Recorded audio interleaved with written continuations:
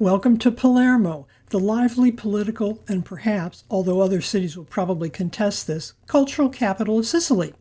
This may be the best-known Sicilian city to Americans, in large part because so many Italians caught a boat to the New World here at this immense harbor. Unfortunately, it is also conspicuous because it is one of the strongholds of the Mafia.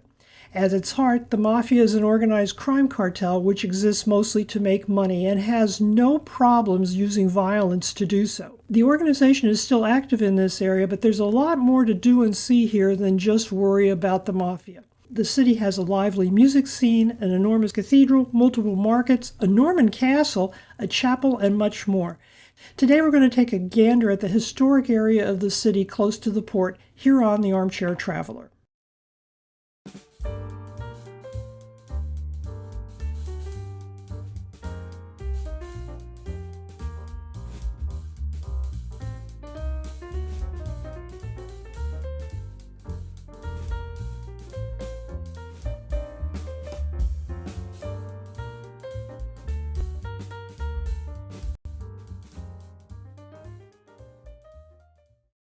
Palermo is one of history's most conquered cities and has been occupied by the Carthaginians, the Greeks, the Romans, the Arabs, the Normans, the Angevines, the Aragonese, and more recently by World War II-era Germans. It has evolved and changed, but mostly has survived them all. The city is fully settled in as a part of Italy today, coming full circle from the original control of the area by Rome. There is little physical trace of the oldest settlements today. The oldest visible ruins I saw include part of a city wall near the harbor and incorporated into a bus stop. The Carthaginians, Greeks, Romans, Arabs, Normans, and even World War II Germans coveted this area for the handy natural deep harbor you see here. Palermo's busy port services local traffic, yachts, container ships, freighters, and has a very busy cruise ship schedule. The inset you see shows the damage to the harbor area at the end of World War II. The hill you see in the background of these two photos is Mount Pellegrino.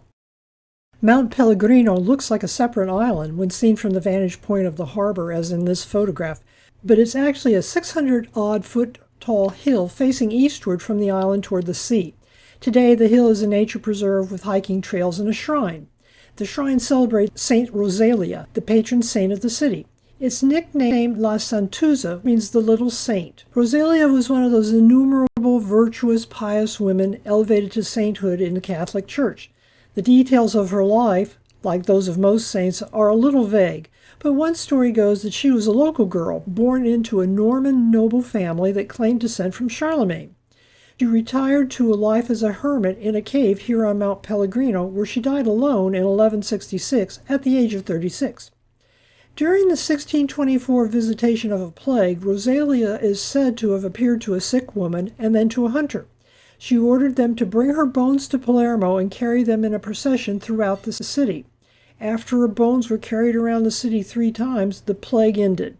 As a result, she is especially important internationally as a saint prayed to during times of plague. From 2020 onwards, she has been invoked by some citizens of Palermo to protect them from COVID-19. I was told that the area around the port has been heavily redeveloped, as you can see in this photograph, but much of it was done by contractors with apparent mafia associations, so I was quite surprised to find this anti-mafia memorial in the area, but here it is. It's not what it looks like from a distance. I thought it was just a rusty steel spike, but apparently it's made out of variegated stone. The main train station here in Palermo is called Palermo Centrale. It faces an enormous traffic circle and square named after Julius Caesar. The train station services lines to Messina, which is the one I took to get back to peninsular Italy, and Catania, which was my previous stop, as well as Agrigento and Trapani. The last photograph showed you the front of the building, which is actually quite misleading because once you're inside, you realize that most of the tracks and the places where people wait are on the outside, in the heat and the humidity. The station is also very busy, and I have to say teeming with what I suspect were pickpockets and taxi hustlers. Since I always try to stay within close walking distance of train stations, I pay attention to whatever facilities are provided, which frequently include shops, stores, restaurants, even supermarkets. None of that was in evidence here. I think there might have been a McDonald's, but if there was, I didn't leave any euros there. It was a basic get in and get out operation. This is San Domenico, or St. Dominic's Church in English. Dominic was a Castilian Catholic priest and the founder of the Dominican order. He's the patron saint of astronomers and natural scientists and was canonized back in the mid-1200s. There's been a church on this site since around the same time, which was put up by the Norman conquerors of the area. We'll meet them in a future blog post. The current building, however, is much more modern. Construction began in the 1640s, with the facade being completed in 1726, and the bell tower about 50 years later. It sits on its own rather attractive piazza and is decorated in front by a column of Immaculate Conception, which was put in place in 1724. This is the second most important church in town after the cathedral, but is probably best known today as the gravesite of Giovanni Falcone and memorials to him, his family, and Paolo Borsellino, two crusading jurists who attempted to curb the Mafia here in the city and who were murdered along with several others in two separate car bombings. I have a deep dive into this church and the memorials on my WordPress blog. The link is in the description box below. Giovanni Falcone and Paolo Borsellino were anti-mafia law enforcement officials. Eventually, each one of them got away. Each was killed by a mafia-planted car bomb. Falcone and Borsellino actually faced down the threats to their lives quite bravely. In 1989, however, Falcone was the target of an aborted assassination attempt. The bombs were defused before he could be killed. He eventually accepted a law enforcement position in Rome, but he and his wife continued to live in Palermo and commuted home via the airport just west of the city almost every weekend. This was the only feasible route on the A29 highway. In 1992, Salvatore Riina, the head of the Sicilian Mafia, ordered a hit on Falcone by car bomb again. This time, there was no reprieve. The bomb went off, blowing a sizable hole in the highway and killing Falcone, his wife, and some bodyguards. The explosion was big enough that it registered on local earthquake seismometers. In Borsellino's case, the Mafia grudge was just business. It was personal. Working with the local police, the Carabinieri, Borsellino's investigation had led to the 1980 arrest of Leo Luca Bagarella, the brother-in-law of Salvatore Riina, the man we just met. His co-investigator, a Carabinieri captain, was murdered by the Mafia that same year. Borsellino was assigned to investigate the murder and became a special target. He asked the Carabinieri to resume Falcone's investigation into control of public work contracts. The Carabinieri contact Mario Mori went running to associates of Riina who were negotiating with the Mafia. On July 19th, Borsellino was killed by a car bomb on a street near his mother's house here in the city. One of the mysteries of this entire case is the fact that each of these men kept notebooks. Borsellino's notebook disappeared along with all his notes. They have never located it. I'm old enough to remember when post offices weren't just self-service places where you could drop off or pick up stamps in your packages. These were hugely important providers of telecommunications services, often referred to as PTT. Before the time of cell phones and the internet, this is where you had to go to make an international phone call or to send a telegram. Thank goodness those days are over. The services required and rendered have changed a great deal in the last half-century, but many of these grander structures continue to provide them. The main post office here in Palermo is one of them. Its best feature is steps in front. Although there's not much shade, it's a place to rest your feet in the middle of your wanderings. The area behind the columns is painted a bright burnt orange. The style is called 20th century rationalism.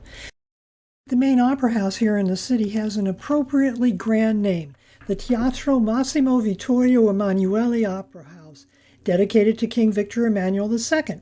This is the biggest opera house in Italy and one of the largest in Europe, renowned for its excellent acoustics. The building was originally completed in 1897, some 25 years after its groundbreaking.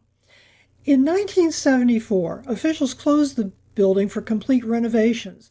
Apparently, this wasn't just to repair the ravages of age and use, but upgrade the electrical and other systems. Cost overruns, corruption, political infighting, and more meant that the building didn't reopen for nearly 25 years.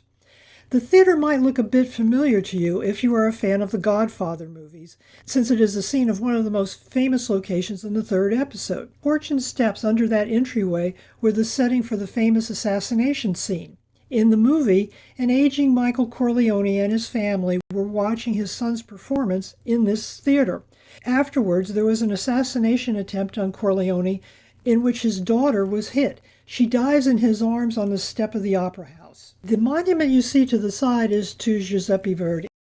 The Teatro Massimo might be said to be the place to go for a more highbrow music experience, but it is by no means the only music venue here in the city. This is the Teatro Politeama. The name means multi-purpose. It was built on what was then the outskirts of the city and designed to be an anchor for future urban development and also appeal to broader tastes. The idea of having two different venues in separate parts of the city designed to appeal to quite different tastes and also to encourage development in one of the parts of the city is by no means unique in that they actually seem to me to resemble the Paris Opera and the Opera Bastille. The large entranceway looks like a monumental Roman archway. It's topped with a quadriga or four-horse cart, in this case driven by Apollo. The building faces a large park with a statue of a man named Ruggiero Septimo. I had never heard of Ruggiero, but it turns out he was a very famous Italian politician, diplomat, and patriotic activist here in Sicily. He was an admiral in the Sicilian fleet. He fought alongside the British in the Mediterranean Sea against Napoleon. He reconquered the island of Malta and defended the city of Gaeta near Naples. In 1811, he had to retire from the military due to health problems, but he became a member of the Sicilian government of Prince Castelnuovo in 1812 as Minister of the Merchant Navy. Quattro Canti means four corners. It's an intersection here in the Old City. From the ground, you really can't appreciate what the architects did to create this area. Google Earth, however, gives away the secret. They nipped off a corner of each of the larger buildings to form this delightful square. This photo shows just one of the four facades that make up this square. Each of the four corners has facades decorated with sculptures commissioned by the Spanish Viceroy in 1611. Each building illustrates from the bottom to the top one of the four seasons, one of the four Spanish kings, and one of the four patron saints of the city. This is the Palazzo Pretoria, which has played an important part in the political life of the city since it continues to house the mayor and the offices for the city itself. Nearby is the Piazza Pretoria with the same name, which has a lovely fountain.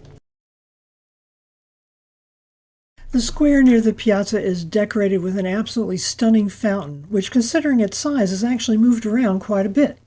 This was originally commissioned for the garden of a wealthy Florentine merchant back in 1554, and its size gives us an idea and some appreciation of just how big his home must have been.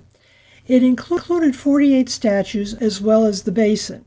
Unfortunately for the owner, in 1573, he lost most of his money and he sold the fountain to the city fathers here in Palermo.